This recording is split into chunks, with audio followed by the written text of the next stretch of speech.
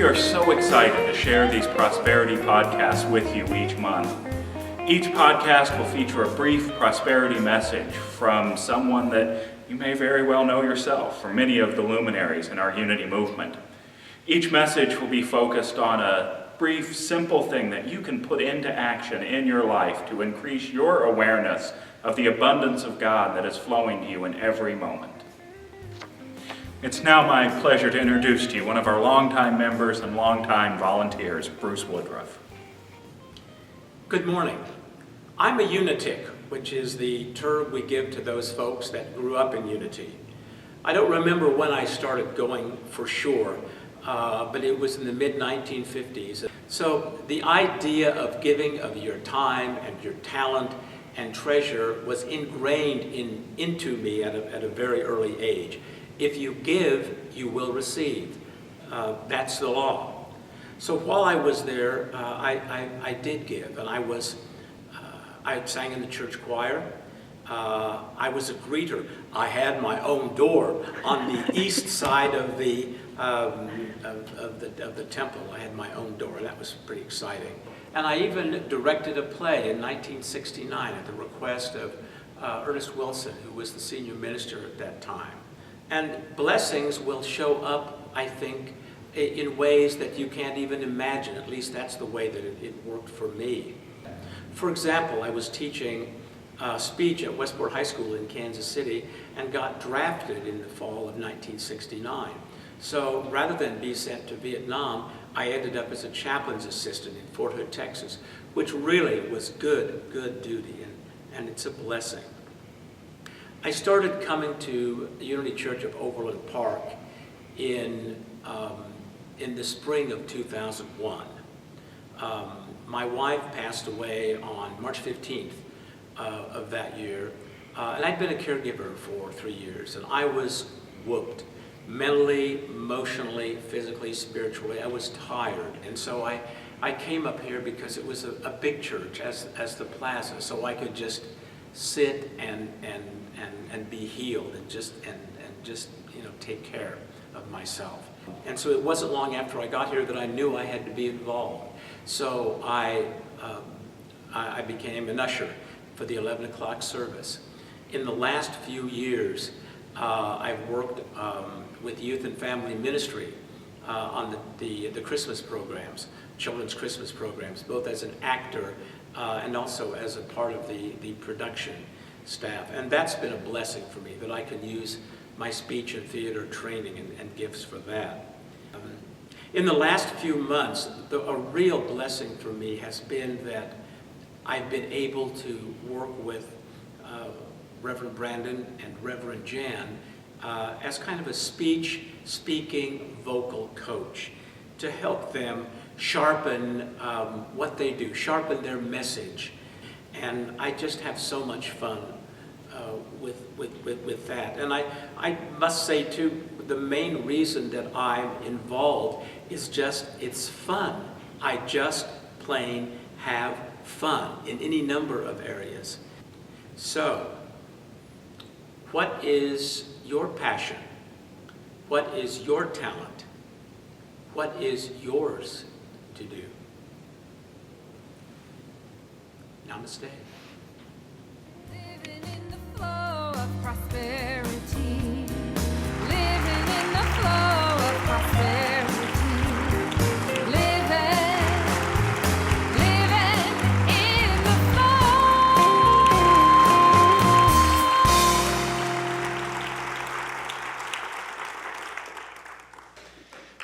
Thank you, Bruce, for sharing with us and for working with me as a speech coach, as a vocal coach. Bruce and I meet every Thursday, most every Thursday, and we look over the video of what I've done in the past weeks, and he gives me his ideas and his thoughts, and I have to say I appreciate that as a coach you're gentle, that you're not quite the Bobby Knight throwing chairs at me sort of thing. I also have been very much looking forward to this day because I knew we were going to look at this video this morning, and I am so looking forward to Thursday morning so we can sit down and look at this video and we can talk about things that went well, where you could have paused, that sort of stuff. I'll go ahead and note that now. Yeah. Well, welcome to the first Sunday in our T3 series. T3 is our giving program here. It's those people in our community that have committed to giving of their time, their talent, or their treasure. And you'll see several of us, we wear these T3 pins. And so we'll be doing this series actually for the next 3 months. It's going to be a little different than series we've been used to in the past.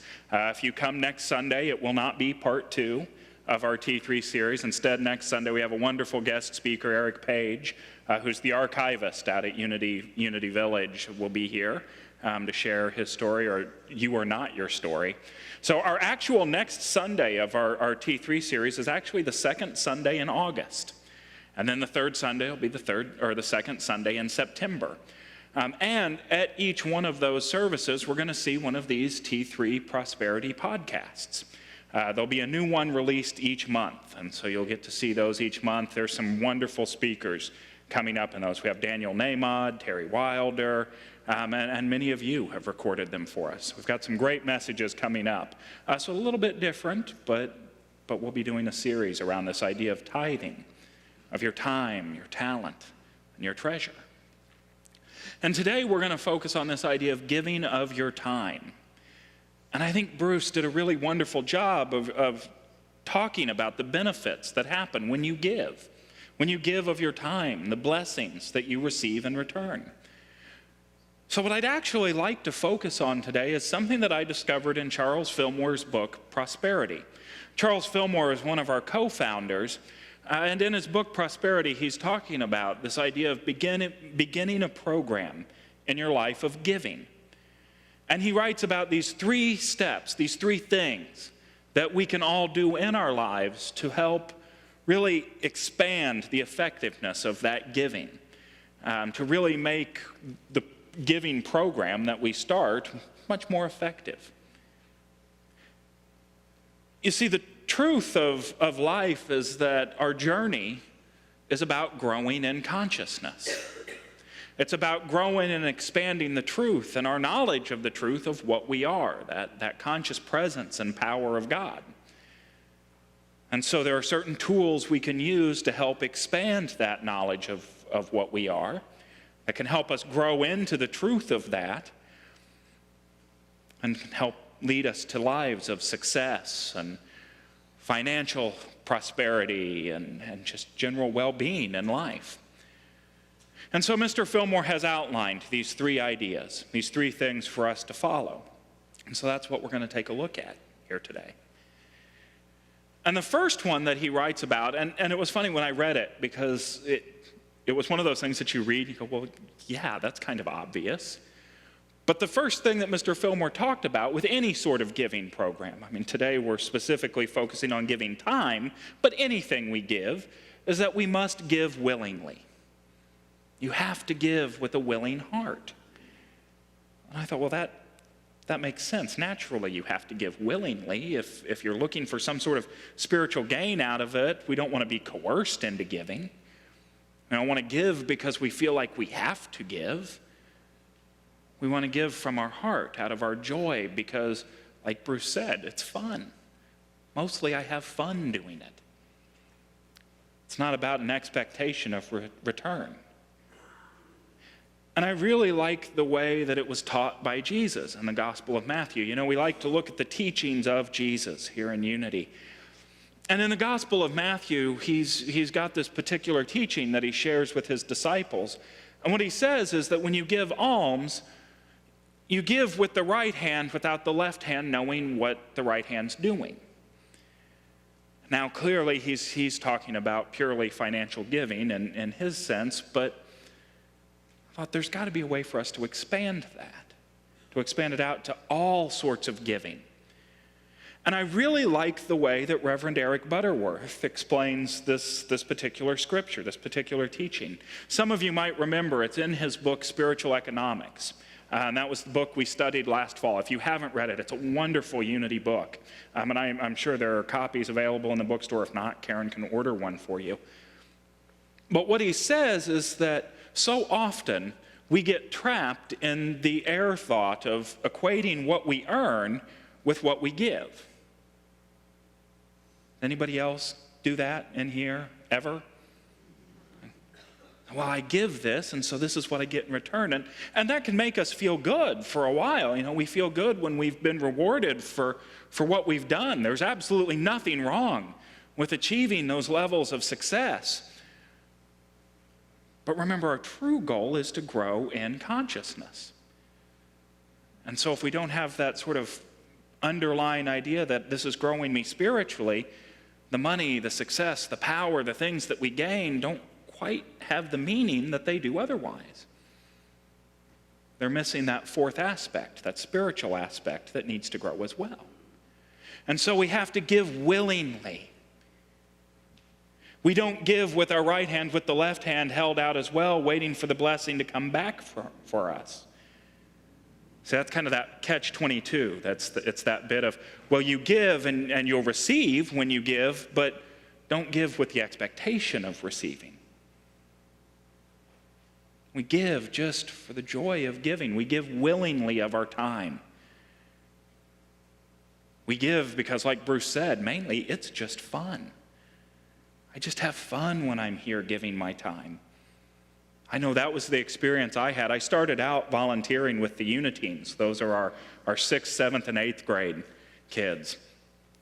And yes, sometimes they can get a little lippy back with you. They'll tell you exactly what they think of what you've just said. But my God, did I have fun with those kids. And I received in return, but that's not why. That's not why I gave. And so that's that first piece of beginning this program of giving, as we give willingly from our heart, knowing that the spiritual good will come, but we do it just because it's fun, because it connects us as a community to each other. We give willingly. The second thing Mr. Fillmore discusses is this idea of giving in faith. He says we have to give in faith of what we have. And most often I think we've heard this idea as it refers to the idea of giving financially. That it's not something that we just wait until we have enough left over to give. We give in faith out of what we have, knowing that, as our core value says, we live in an abundant universe and that the universe will provide for us.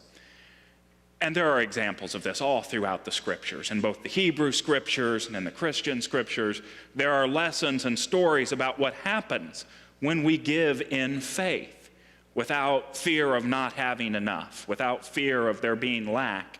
When we give, to just give in faith, knowing that there's abundance in the world around us. And there's two that actually come to mind for me. The first is from the Hebrew scripture. And it's the story of Elijah who meets this old widow.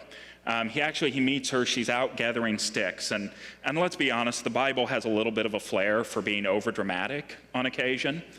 And this story is no exception. The widow is out gathering sticks, and Elijah asks her what she's doing. She says, well, I'm gathering these sticks so I can feed my family and then we can die. Okay. So maybe a little overdramatic there. But Elijah says, well, I was guided by God to be told that you would feed me, that you would make a cake for me. And she says, well, I don't have enough oil, I don't have enough meal, I can't do that. And he says, well, I was guided that you would. And she does anyway. And after she makes the cake, suddenly she has more than enough meal, more than enough oil to last until the harvest is ready. We see a very similar story in the Christian scriptures. We see Jesus standing with his disciples, observing the people giving, the woman at the well, the widow's gift. And the widow comes up and gives her financial donation. And Jesus says, well, she has given all that she had. As opposed to those who were just giving out of their abundance, she gave out of what she had and was blessed in return. So we begin to see this idea that when we give, we don't just give out of just what we have, but we should give all that we have. We give in faith, not out of fear that there won't be enough, but out of faith that we live in an abundant universe. And because we live in an abundant universe, when we give, we receive more of what we're giving back, because we're part of that flow of God, that flow of prosperity that you heard in the song at the beginning of our T3 Prosperity podcast. So how does this relate to the idea of giving of your time? This idea of not giving out of fear, but giving out of faith. What do you think the most common reason we hear for not volunteering your time is? I don't have enough time. I can't. I would love to, but I don't have time to do that. I would agree with you. That's probably the most common thing I hear, at least. In fact, I'm guilty of using it. I too have said, I would love to do that, and I don't have the time to do that right now.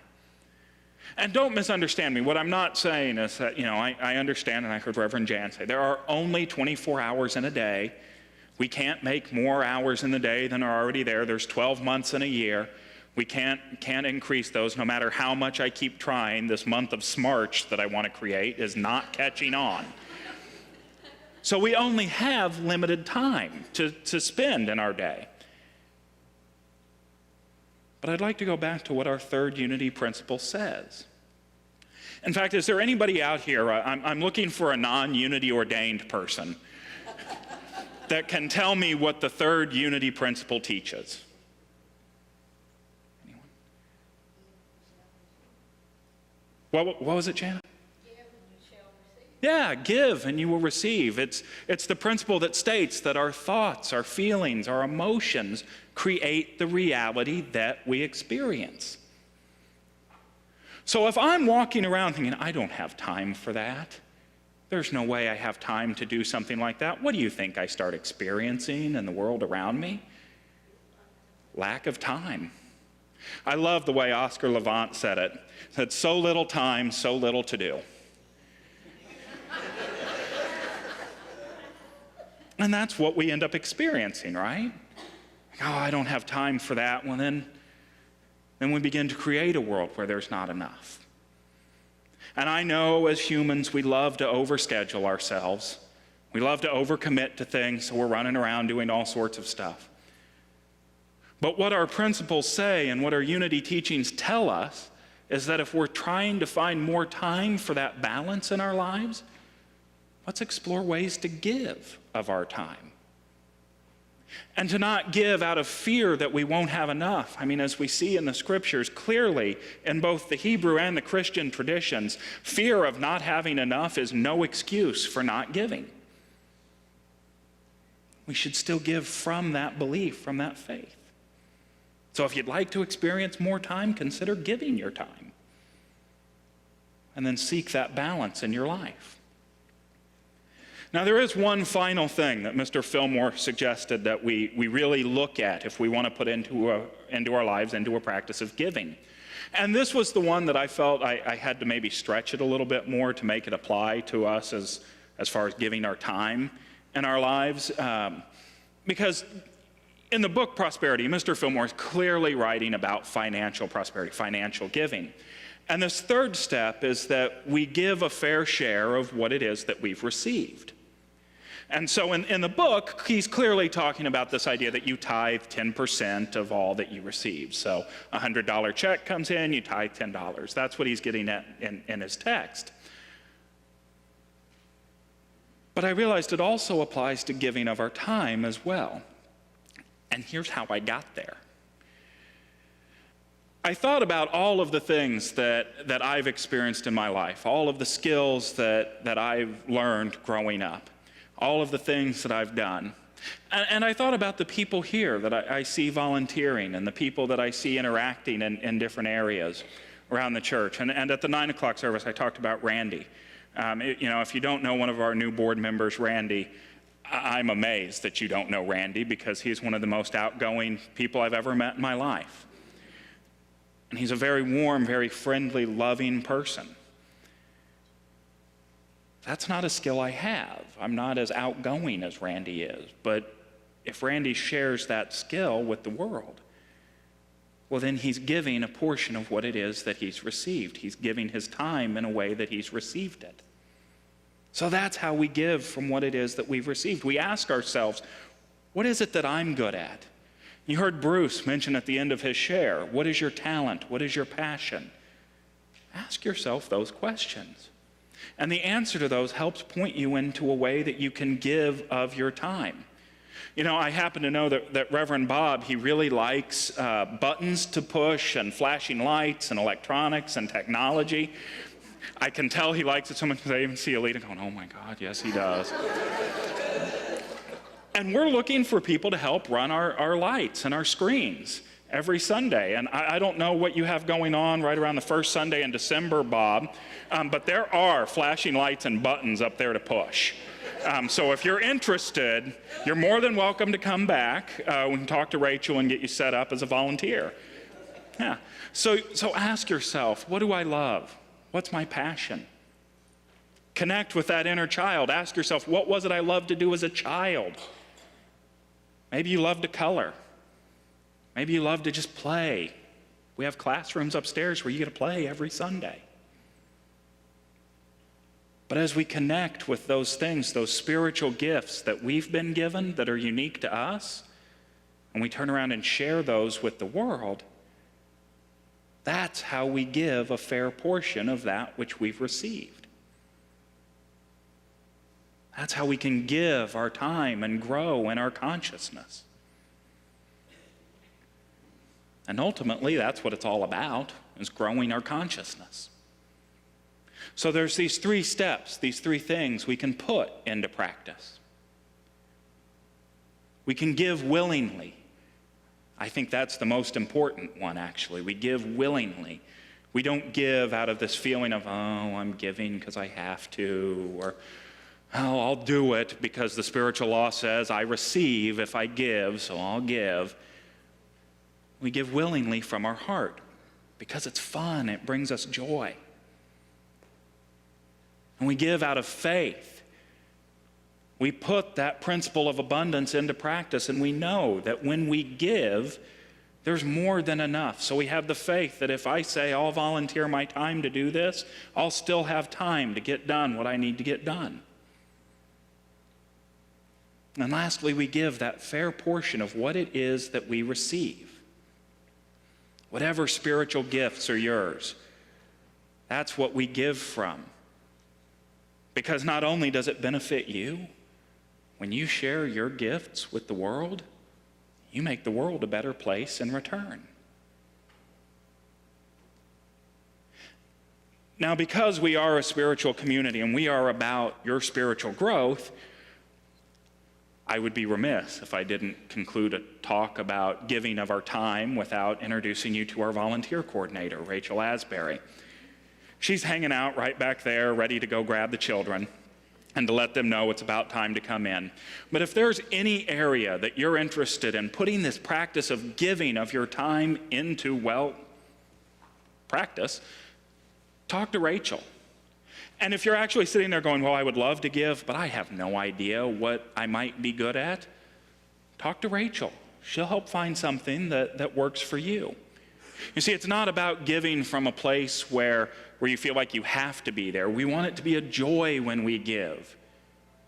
So we find that joy and give from it.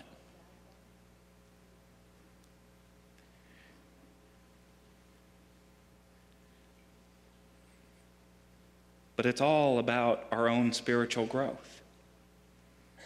It's all about growing our consciousness, developing ourselves, making ourselves more aware of the presence of God within us.